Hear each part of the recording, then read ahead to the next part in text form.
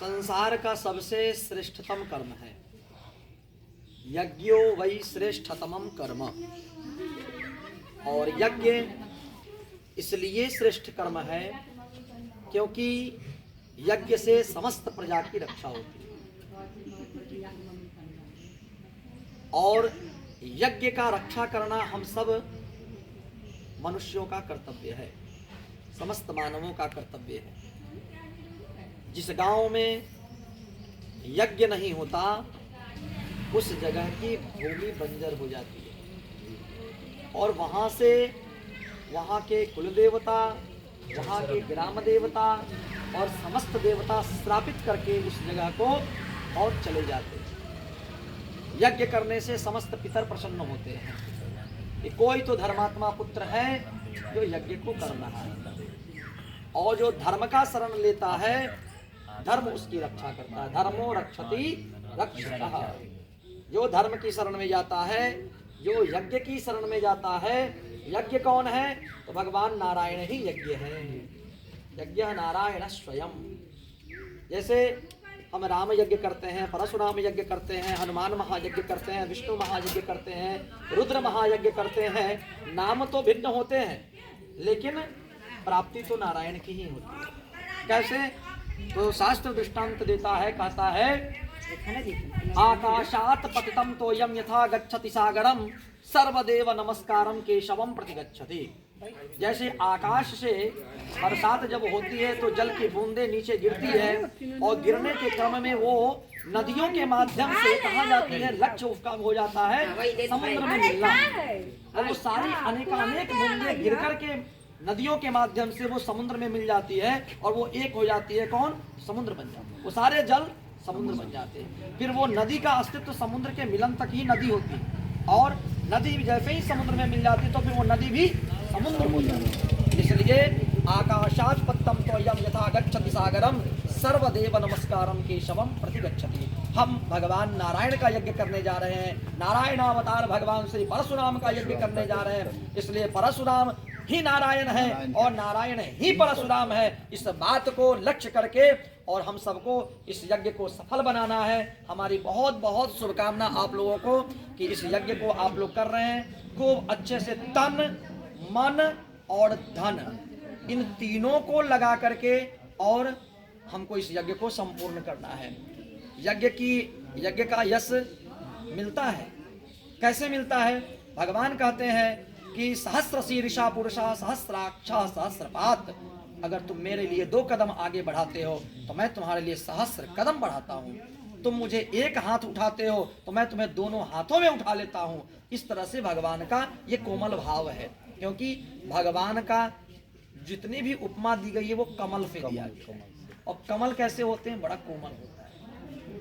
तो भगवान इतने कोमल है कि जब हम उनके शरण में बढ़ते हैं, कदम बढ़ाते हैं तो भगवान अपने गोद में उठा लेते हैं। दृष्टांत किसकी तरह? तो दृष्टांत हम लेते हैं प्रहलाद की तरह। एक तरफ जो पापात्मा उसका पिता था, प्रहलाद के पिता हिरण्यकश्यप, भगवान ने उसी गोद में बिठा करके उसके पेट को फाड़ देते हैं, है ना, दंडित करते हैं।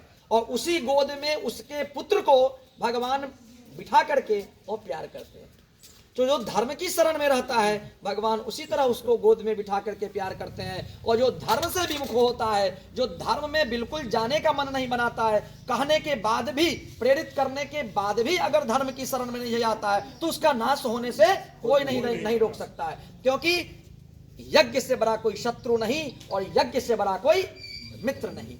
नास्ति यज्ञ समो रिपुः। इसलिए सदैव यज्ञ की शरण में रहना चाहिए। यज्ञ ही नारायण है और नारायण ही यज्ञ है। इसलिए मैंने कहा कि चाहे नाम कोई भी हो लेकिन उसके फल की प्राप्ति नारायण ही कराए, गति नारायण से ही होनी है।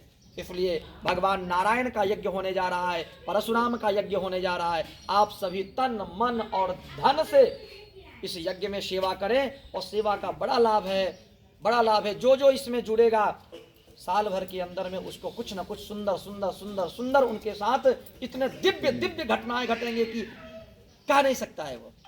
और उसका अनुभव करके आनंदित हो जाएगा वो, और वो आनंदित हो जाएगा। इतना ये यज्ञ का मैं लाभ बता रहा हूँ। और यज्ञ ऐसे समय पर हो रहा है। सबसे बड़ी चीज इसकी खूबी देखिए, ऐसे समय पर हो रहा है अक्षय तृतीया, अक्षय तृतीया है ना, परशुराम जयंती, द्वितीया तृतीया, ये इतने सुंदर वार है। और इस यज्ञ के जो 9 दिवस का जो यज्ञ होगा, 10 दिवस का, उस 9-10 दिवस में इतने सुंदर सुंदर तिथियों का आगमन हो रहा है। गंगा सप्तमी है, रामानुजाचार्य भगवान की भी जयंती है, शंकराचार्य भगवान की भी जयंती है। इसी क्रम में आएंगे, इसी 9-10 दिन में सभी लोगों का अवतरण है। और उस अवतरण दिवस को भी हम लोग बड़े धूमधाम से और आनंद पूर्वक उसका महोत्सव में, उत्सव नहीं मनाएंगे, हम लोग महोत्सव मनाएंगे, है ना। उसके मध्य में हम लोग सप्तमी तिथि आएगी, उस सप्तमी तिथि को हम लोग सामूहिक उपनयन संस्कार का भी आयोजन करेंगे। गरीब से गरीब बच्चा जिनके पिता अपने संस्कार को देने में असमर्थ हो, वैसे वैसे पिता उन पुत्रों को याद कराना है कि यहाँ पर हमें हमारे द्वारा ये जो कार्य संपन्न हो रहा है उसमें आप आइए, केवल आइए और इसमें लग जाइए, और लग करके अपने यज्ञ में भी सहयोग करें। और मान्यता धन से सहयोग नहीं हो सकता है, तन से तो सहयोग हो सकता है, मन से तो सहयोग हो सकता है। देखिए, ट्रिपल एम का प्रयोग करेंगे, ट्रिपल एम का प्रयोग करेंगे तो यज्ञ सफल हो जाएगा। क्या? M for man power, M for man power, M for mind power and M for money power.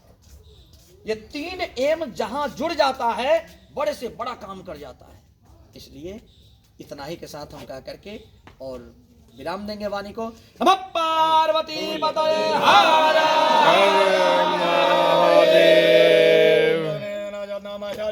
देवस्थानि धर्माणि प्रथमान्यासन्नदेहनाकं महिमानः सचन्द्रपूर्वे साध्याः सन्ति देवाः। एकदन्ताय विद्महे वक्रतुण्डाय धीमहि तन्नो दन्तिः प्रचोदयात्। हरिः ओम् कात्यायन्यै च विद्महे कन्याकुमार्यै च धीमहि तन्नो दन्तिः प्रचोदयात्। हरिः ओम् तत्पुरुषाय विद्महे महादेवाय धीमहि तन्नो रुद्रः प्रचोदयात्। हरिः ओम् आञ्जनेयाय विद्महे वायुपुत्राय धीमहि तन्नो हनुमत् प्रचोदयात्। सेवन्तिकावकुलचम्पकपाटलाब्धे पूर्णागजादिकरवीरलसालपुष्पै बिल्वप्रभारनिरसेदलमञ्जले वेदाम्बोजयामि जगदीश्वर मे प्रसीदा। अपराधसहस्राणि क्रियन्ते हर्निशम्मया दासोऽयमिमामत्वा जपस्वा परमेश्वरा। न जानामि न जानामि नवार्चनां पूजां चैव न जानामि क्षम्यतां परमेश्वरा। पुष्पाञ्जलिं साक्षमा प्रार्थनां समर्पयामि। बोलिए यज्ञ नारायण भगवान की जय। झुक करके भगवान को प्रार्थना करें, उनसे आशीर्वाद प्राप्त करें कि हे प्रभु, आप हमारे यज्ञ में आगे बढ़िए और राम काज कीन्ही बिना मोहि कहा विश्राम। आज से विश्राम को भूल जाना है। राम काज कीन्ही बिना मोहि कहा विश्राम। तो आज सभी लोगों को हनुमान बन जाना है, क्योंकि राम का काज होना है, परशुराम का कार्य होना है, नारायण का कार्य होना है। और ऐसे नारायण के कार्य में जो लग जाता है, भगवान उसका सब मनोकामना पूर्ण करना है। तो राम काज कीन्ही बिना मोहि कहाँ विश्राम। जब तक इस यज्ञ की पूर्णाहुति न हो जाए, विश्राम न हो जाए, तब तक अब आज से सोना नहीं। जब तक राम का काज संपन्न न हो जाए, तब तक आज से सोना नहीं है। दिन रात एक करके, दिन रात एक करके और राम के काज में अपने आप को लगा देना है ना। इसलिए एक एक दिन की आहुति भगवान को प्रदान करना है और भगवान के कार्य में लग करके इस कार्य को अपना समझ करके और संपन्न करना है। ये नहीं सोचना है कि फलाने का यज्ञ है, फलाना कर रहा है, ये बिल्कुल नहीं सोचना है। वो बुलाएंगे तब हम जाएंगे, ये सब बिल्कुल, क्योंकि ये भगवान का यज्ञ और भगवान पर्सनल यज्ञ होता तो बुलावा होता, लेकिन ये बुलावा की बात नहीं है, ये भगवान का यज्ञ है। सभी लोगों को आज से ही निमंत्रण दे दीजिए कि जब जब कार्य हो, आपको पता चल जाए किसी के माध्यम से, तो भी आइए।